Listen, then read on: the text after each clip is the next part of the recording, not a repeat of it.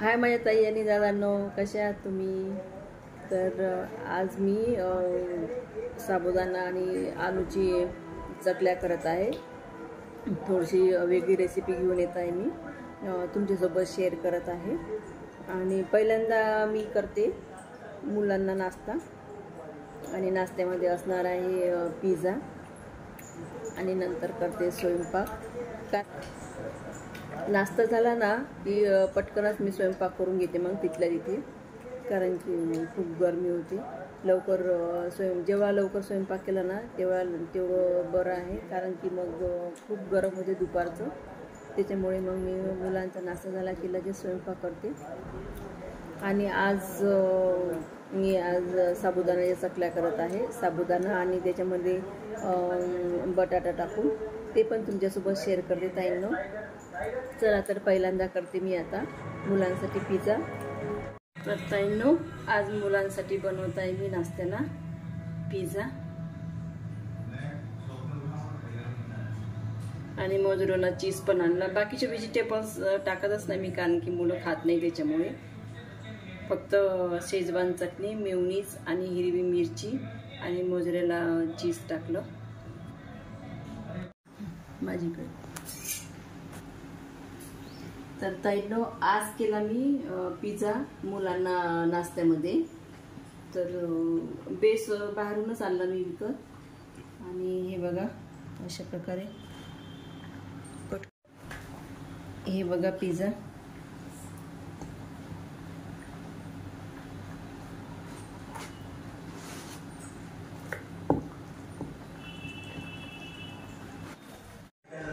मुलांचा नाश्ता वगैरे झाला ताईंनो, पिझ्झा वगैरे खाणं झाला.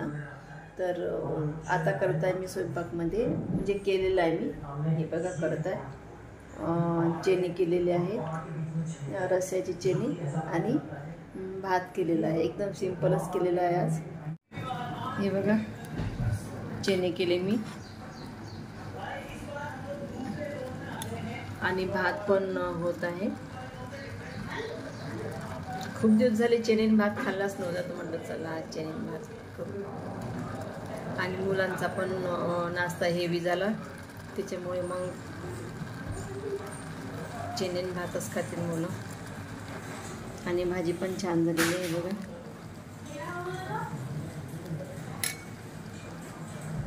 आता झालेला आहे माझा स्वयंपाक. आणि स्वयंपाक झाल्यानंतर आता करतो मी साबुदाण्याचे चकल्या. साबुदाणा आणि बटाटा. हे बघा 2 वाट्या साबुदाणा घेतलेला होता मी.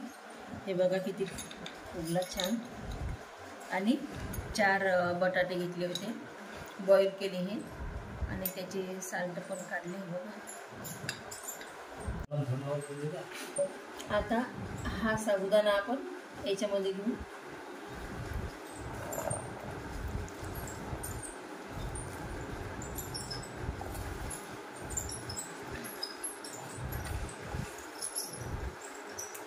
एकदम सोपी आहे त्या चकल्या. आणि हे आलू स्मॅश करून घेऊ आपण.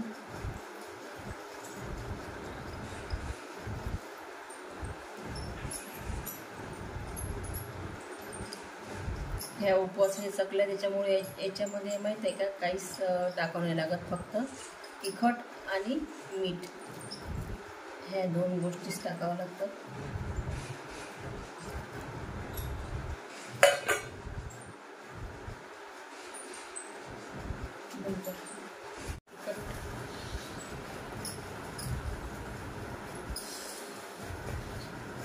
आणि चवीनुसार मीठ.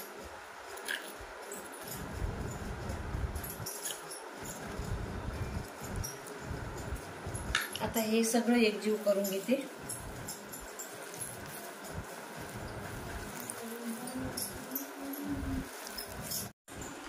आणि हे तेलात तळून इतके छान लागतात ना ताईंनो, खूप टेस्टी लागतात. आणि आपल्याला उपवासाला आपण नेहमी करतोच, हे खूप छान लागतं.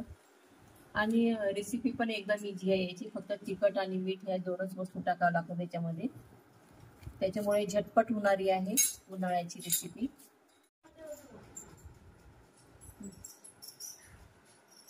तर ताईनं हा वापरते मी साचा स्टीलचा आणि हे आहे पात्र त्याचं.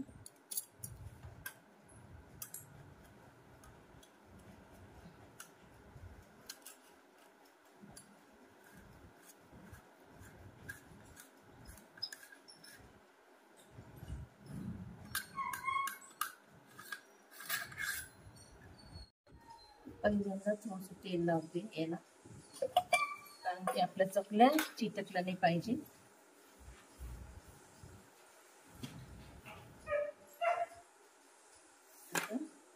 टाकते.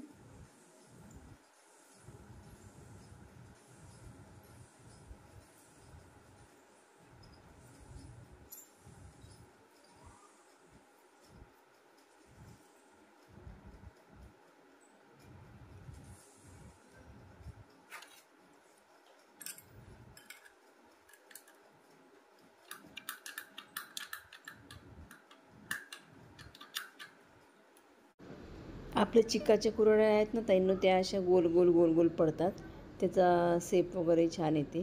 पण हे साबुदाण्याच्या कुरड्या जे आहेत ना, याच्यामध्ये काहीच चिकटावा नसतो. म्हणजे काहीच चिकटावा नसल्यामुळे मग ते कसे असे तुटक तुटक पडतात. चकल्या जर आपण पाडल्या ना तर असे तुकडे तुकडे पडतात त्या चकल्याचे. तर हे बघा, म्हणजे चिकटावा काही नसल्यामुळे हे बघा अशा चकल्या पडत आहेत.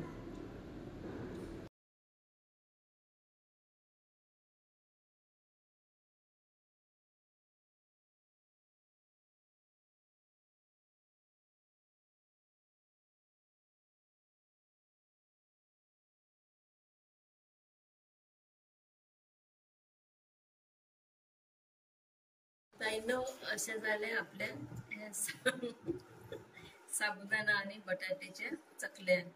गोल आल्या नाही ते, म्हणजे अशा व्यवस्थित नाही झाल्या म्हणा, पण जाऊ दे, काही हरकत नाही. प्रत्येक गोष्ट आपली चांगलीच होते असं नाही म्हणत, कोणती बिघडते. पण वाढल्यावर ह्या चांगल्या लागतात. ते टेस्ट चांगली आहे त्याची, फक्त ते शेप बिघडलेला आहे. तर ताईंनो आता संध्याकाळी माझे सगळे कामं झालेले आहे आणि आता लावते मी, म्हणजे आता भिजवते मी मेहंदी माझ्या केसाला लावायसाठी. महिन्यातून एकदा माहिती आहे का मी मेहंदी भिजवत असते केसांना लावायसाठी. आणि त्या मेहंदीने माझे केस खूप छान होतात आणि सिल्की पण होतात आपले केस मेहंदी लावल्याने. तर मी पण तुम्हाला दाखवते मेहंदीमध्ये मी काय काय टाकते ते. घेतली मी मेहंदी, हे खुल्ली मेहंदी आहे, मार्केटमधून आणलेली मी. आणि सोबत हे 1 कप पाण्यामध्ये मी कॉफी शिजवली छान. आणि हे आहे, हे बघा, बीट किसून घेतलं मी. आणि हे आहे मेथीचे दाणे. फक्त हे 3 वस्तूच टाकते मी मेहंदीमध्ये, बाकी काही टाकणार नाही आहे. आपण आता मेहंदी भिजवूया.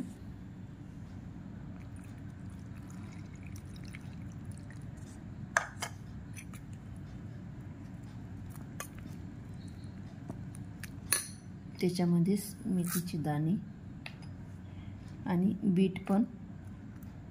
बीटाने माहीत आहे का ताईंनो, केसांना कसं कलर येते आपल्या छानपैकी.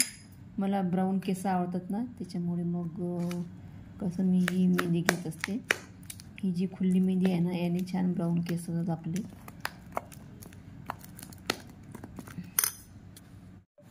हे बघा ताईंनो, मेहंदी छान एकजीव करून घेतली मी. आणि हे माहीत आहे का, आता अशी रात्रभर ठेवते मी. नंतर मग उद्या सकाळी याच्यामध्ये 1 अंडं टाकते आणि मग नंतर केसाला लावते. अंड्याने माहीत आहे का सिल्की होतात केस आपले छान. आणि कोणाला अंड आवडत नसेल तर मग दही टाकतात कोणी. मी नेहमी अंडच टाकते, त्याच्यामुळे मग याच्यात 1 अंड टाकणार आहे उद्या मी. आणि नंतर मी केसाला लावणार आहे. तर ताईंनो माझी मेहंदी भिजवायची पद्धत कशी वाटली, तर तुम्हाला आवडली असेल तर नक्की मला सबस्क्राईब कराल, लाईक कराल ताईंनो. धन्यवाद. Good night.